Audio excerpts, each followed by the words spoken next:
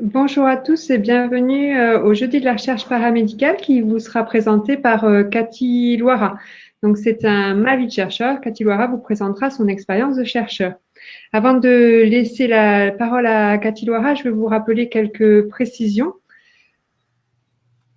Alors, simplement pour vous expliquer que vous avez deux possibilités pour écouter le webinaire, soit l'écoute audio à partir de l'ordinateur. Si l'écoute audio ne fonctionne pas, vous pouvez aussi composer le numéro de téléphone. Donc, vous cliquez sur appel téléphonique et vous composez le numéro de téléphone qui s'affiche. Ainsi, avec le code d'accès et le code PIN, vous pouvez rejoindre le webinaire par téléphone, ce qui permet des fois d'avoir un meilleur son.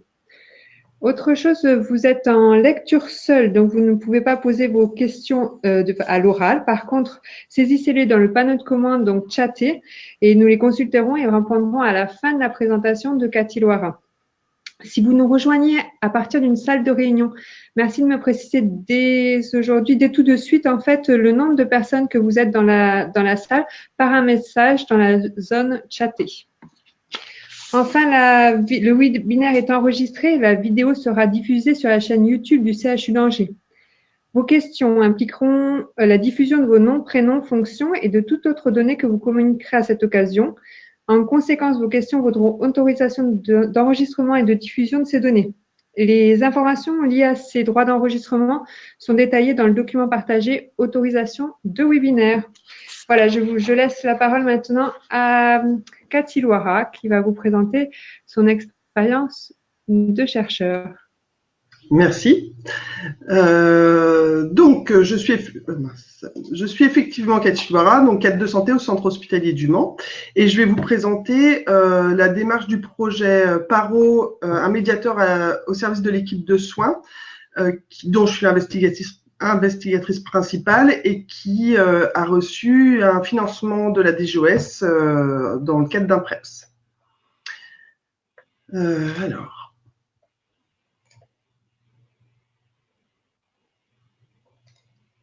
Donc, je vais vous proposer le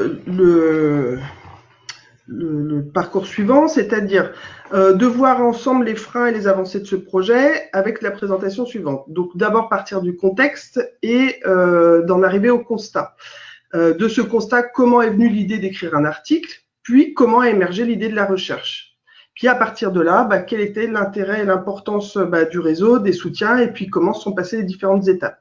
Ensuite, je vous présenterai le dossier PREPS qu'on a pu déposer, et puis je vous dirai où on en est aujourd'hui.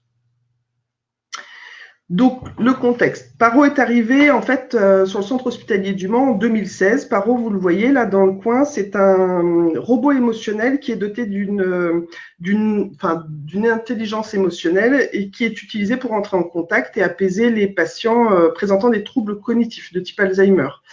Donc PARO est arrivé sur l'idée d'une aide-soignante qui avait vu un reportage à la télévision et qui en a parlé à son cadre de santé. À l'époque, ce cadre de santé, c'était Laurent Lamargot, et vous verrez qu'il a tout son intérêt après dans la recherche. Puisque du coup, quand cette aide-soignante a parlé de ce robot phoque à Laurent Lamargot, Laurent a tout de suite vu l'intérêt d'avoir un PARO sur le centre hospitalier du Mans. Et il s'est dit que c'était un outil innovant qui pouvait apporter du bien-être aux résidents. Donc, c'est mis en quête d'un financement. PARO est arrivé. Et pour être tout à fait honnête, moi, au départ, je n'étais pas convaincue puisque je pensais que c'était plutôt un outil infantilisant et qui n'avait pas forcément sa place auprès des résidents. Finalement, PARO arrive et je suis obligée de constater qu'il y a un vrai bénéfice et une vraie interaction avec les personnes et du coup,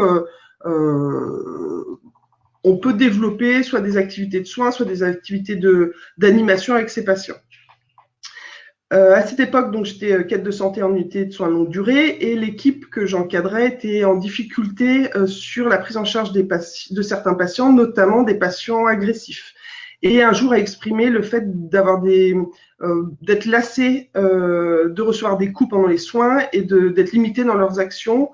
Et ils voulaient trouver quelque chose pour réduire l'agressivité des patients. C'est là que PARO a été introduit dans l'équipe. Et en une journée, moi, j'ai vu la différence entre l'ambiance de l'équipe avant Paro et l'ambiance de l'équipe après Paro, puisque au bout d'une demi-journée, moi j'ai pu observer un impact important dans la dynamique de l'équipe avec des premières constatations comme un regain de motivation, une diminution des tensions interpersonnelles et un sentiment de valorisation par l'équipe des techniques non médicamenteuses. D'où le constat qui était, au-delà du bénéfice apporté aux résidents, Paro semble apporter un bien-être à l'équipe paramédicale. J'en ai donc échangé avec le cadre supérieur de santé de l'époque de gériatrie, donc du centre hospitalier du Mans, qui était Agnès Bonin. Et Agnès Bonin me dit qu'elle pense que c'est un sujet intéressant et que je devrais écrire un article sur ce constat. À ce moment-là, moi, je ne me sens pas capable d'écrire un article parce que je n'en avais jamais fait et que le manque d'expérience m'a freiné. Mais le lendemain, l'idée quand même m'a trotté dans la tête et je me suis dit que si moi j'avais pas d'expérience et si je ne m'en sentais pas capable, peut-être simplement qu'il fallait que je trouve une personne ressource. Et cette personne ressource, elle a été évidente pour moi puisque j'ai contacté Monsieur Laurent Lamargot, donc qui est à l'origine de l'arrivée de Paro dans l'établissement, mais pour ne rien gâcher, qui était en pleine écriture à l'époque d'une thèse de sciences de gestion qu'il a terminée depuis. Mais du coup, ça me semblait évident d'aller vers lui. Je lui ai donc présenté le projet au départ d'une écriture d'un article. Laurent a tout de suite été convaincu, mais pour lui, il fallait aller plus loin et il a tout de suite pensé qu'il fallait aller vers une recherche paramédicale. Il m'a parlé des JFRS. Alors, de la même manière, moi, ce jour-là, les JFRS, je ne savais absolument pas ce que c'était. Donc, les journées francophones de la recherche en soins. Et il m'a dit, si on commence à travailler sur ce sujet, on se présente au JFRS 2016. Ce que nous avons fait, donc nous avons construit un dossier et nous l'avons présenté dans un premier temps à la direction des soins du centre hospitalier du Mans. On a eu une première rencontre et lors de cette première rencontre, moi je me suis retrouvée dans un monde qui m'était vraiment inconnu parce qu'il y avait un langage particulier. J'ai entendu parler effectivement de JFRS, de CRC, de GIRSI, d'UGO, de PREP, de PHRIP, d'études qualitatives, d'études quantitatives, etc. Plein de choses dont moi je n'avais jamais entendu parler et je ne vous cacherai pas que les premiers rendez-vous ont été un peu nébuleux pour moi. Donc ça aurait pu être un frein parce qu'en sortant de ce rendez-vous, moi je me suis dit que j'avais pas la légitimité pour présenter cette recherche et que j'avais pas les épaules en termes de connaissances et de compétences pour pouvoir accompagner cette recherche. Laurent était là et Laurent s'est dit qu'on irait ensemble et puis qu'on allait le faire. Du coup, s'en est suivi un parcours un peu long et chaotique puisqu'il y a eu dans un premier temps déjà la direction des soins qui a changé sur le centre hospitalier du Mans et puis la recherche paramédicale était encore peu visible et peu organisée sur le centre hospitalier. Donc à plusieurs reprises, il a fallu retoquer aux portes et à ce moment-là, j'avoue qu'à nouveau, à plusieurs reprises, moi j'ai voulu abandonner ce projet et que l'idée a dû effleurer un peu mon collègue Laurent aussi à certains moments, mais en fait, on n'était pas toujours, on n'était jamais en phase descendante ensemble, donc on arrivait toujours à se remotiver et à repartir du bon pied ensemble. Suite à ça, le groupe, la recherche paramédicale sur ce centre hospitalier a commencé à avoir un nouvel essor. Et fin 2017 est arrivée Madame Catherine Tirant-Martin qui a pris du coup la responsabilité de ce groupe. Et ce groupe s'est étendu au GHT. Donc c'est à ce moment-là aussi que nous avons rencontré, que j'ai rencontré avec Laurent Lamargot, Christelle Jadot, qui est la responsable du centre de recherche clinique du centre hospitalier du Mans et qui a tout de suite également été motivée, engagée dans le projet. Donc déjà, là, on sentait qu'il y avait un soutien, que l'idée semblait intéressante et ne semblait pas intéresser que nous finalement. Donc c'était plutôt encourageant. Dans ce groupe de recherche, il a été décidé de lancer un dossier. Alors on était plutôt parti sur un PHRIP au départ. Moi, je vous avouerai que c'est pareil, différence entre PHRIP et PREPS, c'était encore une fois nébuleux. Donc, bon, je suivais un petit peu ce qui nous était conseillé. Et puis, Christelle Jadot a pensé à faire une visioconférence, donc avec le docteur Elsa Parot-Schinkel, monsieur Laurent Poiroux et madame Émilie Gislier, Et pendant cette visioconférence, on a pu, dans cet échange, décider de déposer une lettre d'intention PREPS, puisque là, m'a été expliqué, enfin à moi et notamment au groupe, pourquoi il était plus intéressant de présenter un PREPS. Et puis on a aussi affiné le projet, puisqu'au départ, on parlait effectivement de qualité de vie au travail des soignants, mais on parlait aussi de motivation au travail. Enfin, on savait pas, enfin, globalement, on savait à peu près ce qu'on voulait étudier, mais voilà, il a fallu affiner. Donc là, cet entretien, cet échange lors de cette visioconférence a été vraiment d'une aide importante, puisque ça a permis et d'avoir des conseils éclairés et d'affiner la décision. Donc nous avons décidé d'envoyer une lettre d'intention pour un programme de recherche à la DGOS sur la performance des soins de santé. En mars 2017, nous avons fait le dépôt de la lettre d'intention, que nous avons écrit. Ah oui, juste avant, on a constitué un groupe quand même de travail, donc qui est composé de Laurent Lamargot, dont je vous ai déjà parlé, de Christelle Jadot, la responsable du CRC, et de Nadège Chanteloup, qui est une infirmière clinicienne qui s'est tout de suite montrée motivée, et cette infirmière clinicienne fait partie du groupe recherche. Donc ce groupe était constitué de 4 personnes, donc nous 4, et nous avons commencé à travailler sur la lettre d'intention. Moi, j'admets qu'on a envoyé la lettre d'intention, je n'étais pas forcément convaincue qu'elle serait retenue, et puis surtout, quelque part, j'espérais qu'elle ne soit pas retenue, parce que j'avais peur de la suite, et à nouveau, de ne pas avoir les compétences et de ne pas avoir les épaules pour mener finalement ce dossier jusqu'au bout. Et puis, la lettre d'intention a été retenue au mois de juillet donc 2018, et il a fallu constituer le dossier. Donc, pour constituer le dossier, première chose, c'est que déjà, on avait très peu de temps puisqu'il fallait le constituer pour septembre. Donc, première chose que j'ai faite, moi, c'est d'ouvrir, enfin, comme mes collaborateurs, c'est d'ouvrir le dossier pour voir ce qui nous était demandé. Et ben, moi, je vous avoue que la première chose que j'ai faite, c'est que je l'ai refermé et j'ai dit, c'est pas possible. Je comprenais pas tout ce qui nous était demandé. C'était vraiment, mais c'est impressionnant quand on ne vient pas forcément du monde de la recherche, qu'on n'y a même jamais pensé, qu'on n'avait pas forcément à la base d'intérêt, et que finalement on s'y intéresse, mais que du coup, voilà, c'est pas des portes qui sont devant nous fermées, mais on se dit quand même que les portes sont un peu lourdes et que pour les ouvrir, il va falloir bien s'entourer, quoi. Et du coup, par qui on a été entouré, effectivement. Donc, on reprend effectivement le centre de recherche clinique du centre hospitalier du Mans, mais c'est pas tout, puisqu'on a commencé à constituer le dossier. Et nous avons demandé donc à Madame Elsa Parot et à Madame Émilie Gislier si elles acceptaient de corriger notre protocole, ce qu'elles ont fait rapidement, et je les en remercie vraiment vivement, puisque ça a été riche de conseils et d'apports pour pouvoir élaborer ce protocole. Donc nous avons déposé le protocole, à savoir quand même que sans le CRC, c'est pas pour leur jeter des fleurs, mais on n'y serait pas arrivé non plus, parce que le protocole, déjà c'était compliqué. Alors clairement, Laurent Lamargot a été l'aide principale dans la constitution de ce dossier, mais alors le budget et le planning, c'est pas nous qui les avons gérés, c'est Christelle Jadot. Alors ça ne veut pas dire qu'on n'a pas eu un œil, ça ne veut pas dire qu'il n'y a pas sans arrêt des retours entre nous et qu'on n'en discute pas, mais clairement elle a une habitude et voilà que nous, que moi j'ai absolument pas par rapport à ça.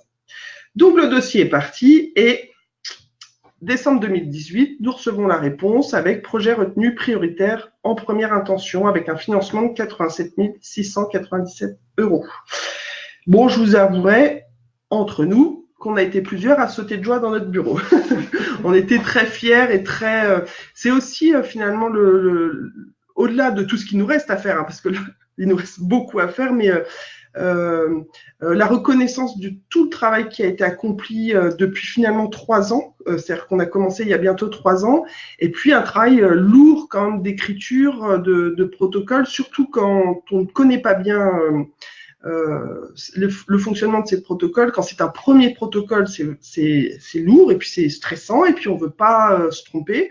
Et puis on veut être aussi convaincant que nous on est convaincus. On veut transmettre notre motivation. Donc voilà, c'est pas simple à faire. Mais du coup, le résultat était à la hauteur du travail qui a pu être effectué.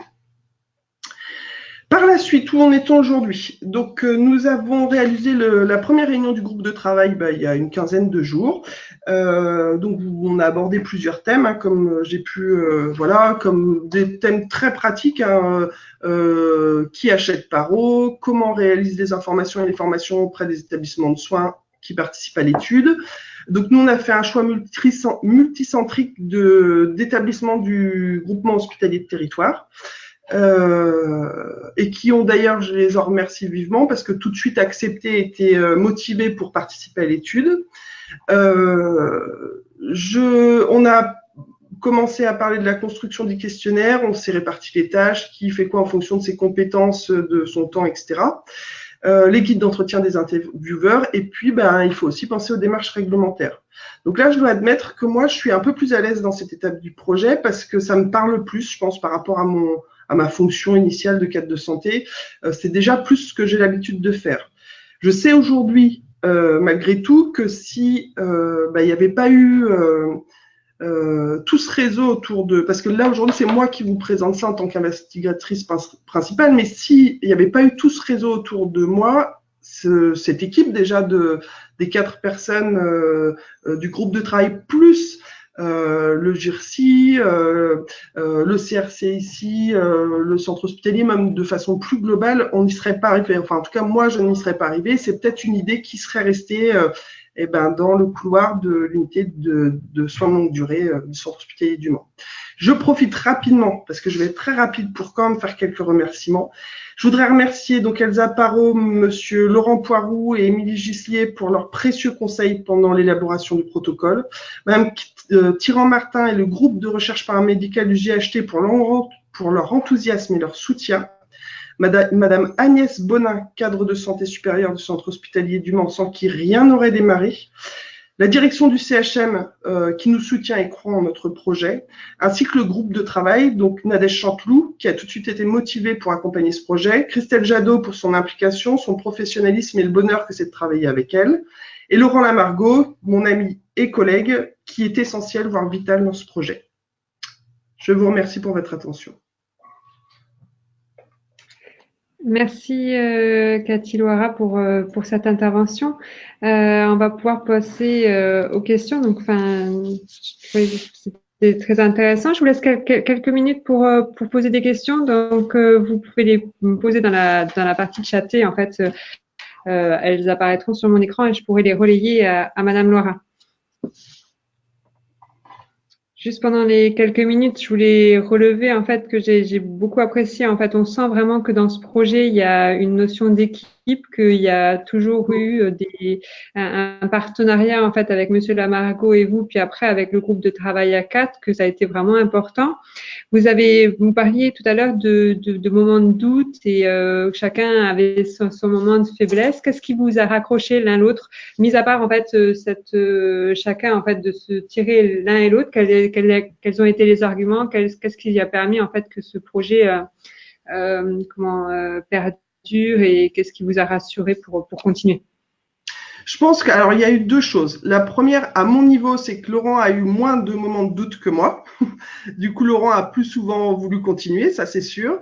Et puis la deuxième chose, c'est des rencontres. C'est les rencontres, soit quand on a pu se voir en visioconférence et que vous nous avez dit avec Monsieur Poiroux et Madame Elsa Parot que effectivement on pouvait mener cette recherche et vous nous avez dirigé pour nous dire vers où aller dans la recherche, ou tout simplement, la première rencontre, ça va être avec Christelle Jadot du CRC, du centre hospitalier du Mans, où moi je me suis dit, il croit en notre projet. Enfin, en tout cas, on n'a pas l'air complètement ridicule avec notre projet. Moi, je suis convaincue depuis le début. C'est-à-dire que depuis le début, c'est une évidence qu'il s'est passé quelque chose et qu'il se passe quelque chose pour les équipes. Après, reste quand même à les évaluer et à se détacher de ce qu'on a pu voir dans une première constatation. C'est pas parce que ça a été avéré avec une équipe que ce le sera avec une autre. Mais ça, c'est tout l'objet de la recherche. Mais je pense que c'est les rencontres. En fait, les rencontres au cours du parcours, à certains moments, on voulait arrêter. Et puis, ben voilà, tiens, je sais pas pourquoi, Laurent me disait, ben, on a rendez-vous avec Christelle Jadot. Bon, bah très bien, on y va. Alors, et puis après, ben, on a une rencontre avec vous. Et puis après, avec le groupe recherche, etc., etc. Et en fait, c'est des nouvelles rencontres qui nous ont permis de continuer. Oui, donc oui, du coup, c'est vraiment, j'ai envie de dire, c'est un message que je trouve important et intéressant de multiplier les rencontres et, si vous êtes d'accord avec moi, de vraiment partager son projet avec le plus grand nombre, que ça soit pour la relecture, que ça soit pour le conseil, la motivation. Je crois que c'est quelque chose qui est important pour faire vivre un projet. C'est évident. Tout à fait. Je me permets en fait de préciser, vous parliez tout à l'heure que vous m'aviez envoyé également à Elsa Parot en fait le projet pour relecture. Le réseau recherche et innovation paramédicale que j'anime avec Laurent Poiroux est là pour vous aider. Si vous avez un projet que vous voulez le faire relire, vous cherchez des relecteurs, des experts ou simplement voilà du conseil, n'hésitez pas à nous les envoyer. C'est pas forcément nous qui les relisons, mais après on peut vous mettre en relation avec des personnes dans le Grand Ouest qui relisent vos projets. Pardon, vous vouliez ajouter quelque chose? Non, je suis complètement d'accord. J'ai pas de questions précises, j'ai juste une remarque de Madame Mathieu Christel qui vous remercie. Elle note pas forcément de questions, mais plutôt un grand merci pour cette présentation et cette sincérité. Bon, je pense qu'il y a énormément de personnes comme moi, enfin de soignants ou de paramédicaux, parce que là on est sur la recherche paramédicale, qui sont dans les services, qui ont pu faire une constatation. Et en fait, je pense que souvent ça reste dans les services parce que ce que je disais dans mes remerciements, si Agnès Bonin, mon cadre supérieur de santé, à l'époque ne m'avait pas dit c'est intéressant, il faudra aller plus loin, ça serait resté là. Donc je pense qu'il y a plein de choses. Donc c'est de s'entourer, d'avoir un réseau comme on le dit.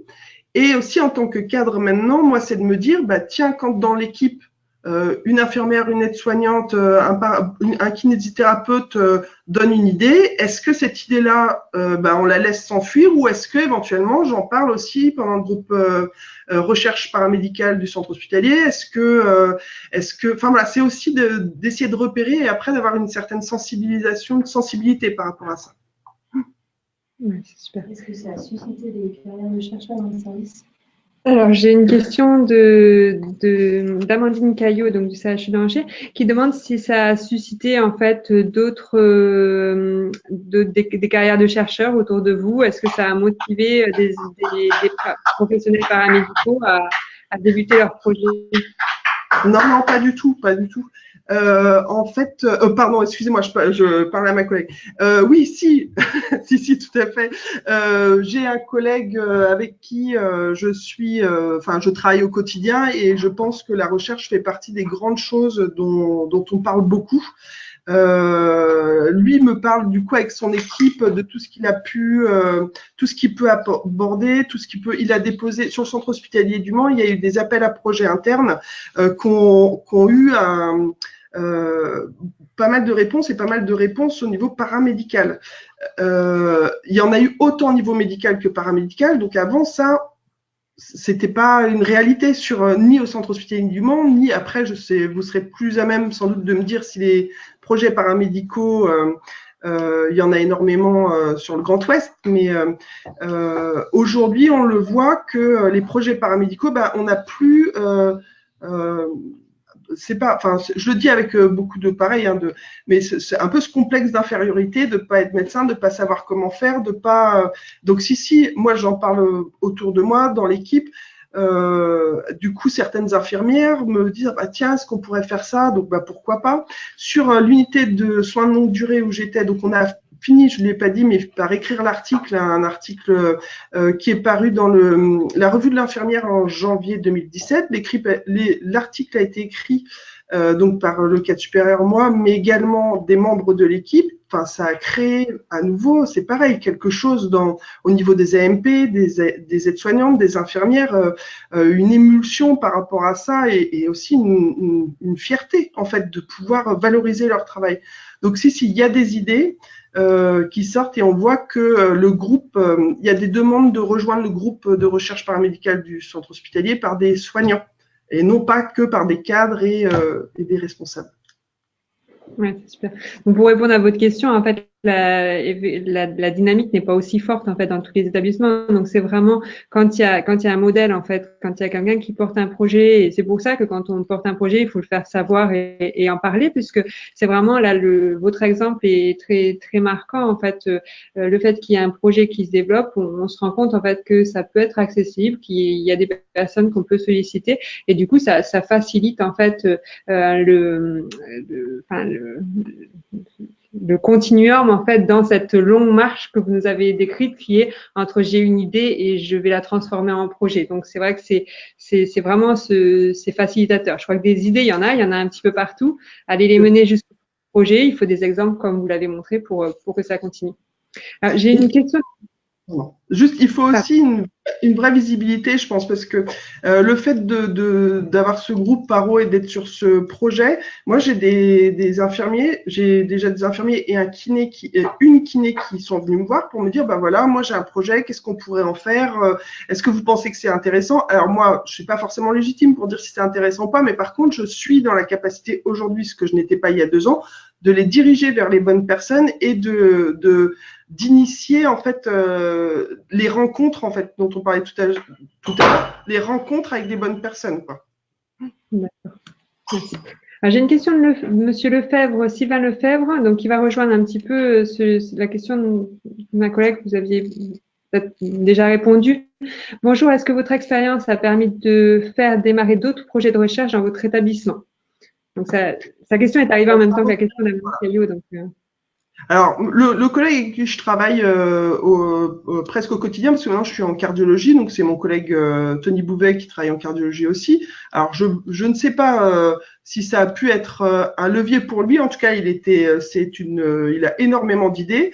Et par exemple, lui a déposé un dossier dans le cadre qui a été retenu d'ailleurs dans le cadre de l'appel à projet du centre hospitalier. Donc, est-ce qu'il y a un lien de cause à effet? J'aimerais dire que oui. Maintenant, c'est lui qui pourra le dire. Okay. J'ai une remarque à une question de Madame Mathieu Christel. Elle dit et oser aussi. En effet, les craintes de publication sont réelles. C'est tellement dommage. Il faut le faire, surtout pour des projets innovants. Je crois qu'effectivement, c'est ce dont vous parliez tout à l'heure. Donc, oser et continuer à aller de l'avant et ne pas avoir peur, ne pas se sentir non légitime. Il faut continuer. Et puis, au pire, c'est normal d'avoir peur et c'est normal de… Voilà, mais c'est pas pour ça qu'il faut pas continuer.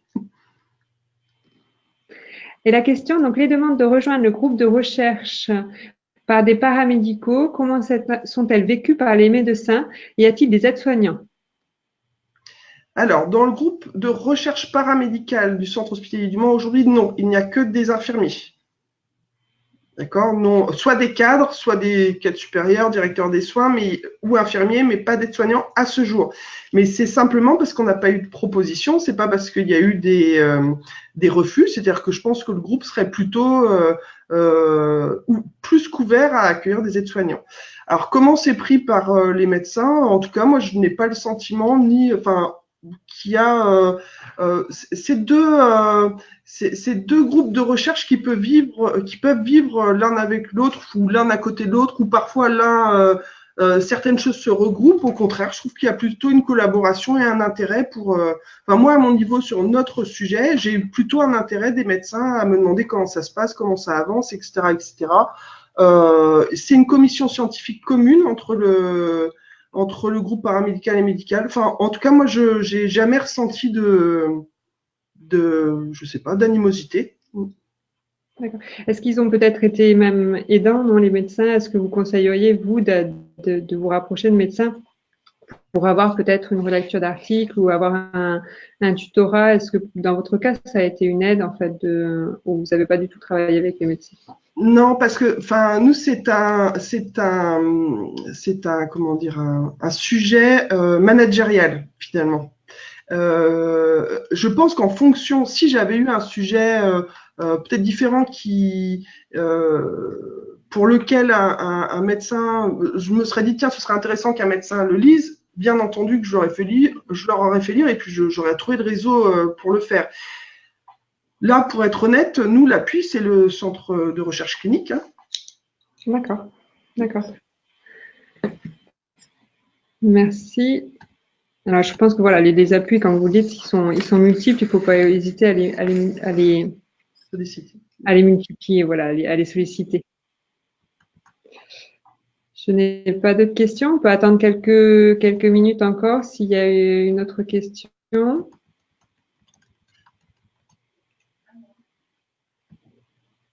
S'il n'y a pas d'autres questions, je vais vous remercier. En tout cas, c'était très intéressant en fait de voir cette présentation, surtout qu'on a un projet un projet PREPS, donc un projet managérial, ce qui change un petit peu. Donc voilà, qui est aussi une porte ouverte pour les paramédicaux. Donc c'était intéressant un petit peu de voir que l'accès à la recherche par les paramédicaux était multiple et puis voilà était accessible finalement quand on était bien motivé et qu'on arrivait à attraper les bonnes portes. Donc, je vous remercie beaucoup, Madame Loria. Je vois qu'il n'y a pas d'autres questions, donc on va clore ce webinaire. Merci beaucoup et puis bonne continuation dans ce projet. J'espère qu'on aura l'occasion de vous faire réintervenir pour en savoir plus, savoir comment ça s'est passé et puis comment les résultats que vous avez pu obtenir. Je ne doute pas de notre collaboration. Merci à vous en tout cas. Merci à tous, à très bientôt. Au revoir.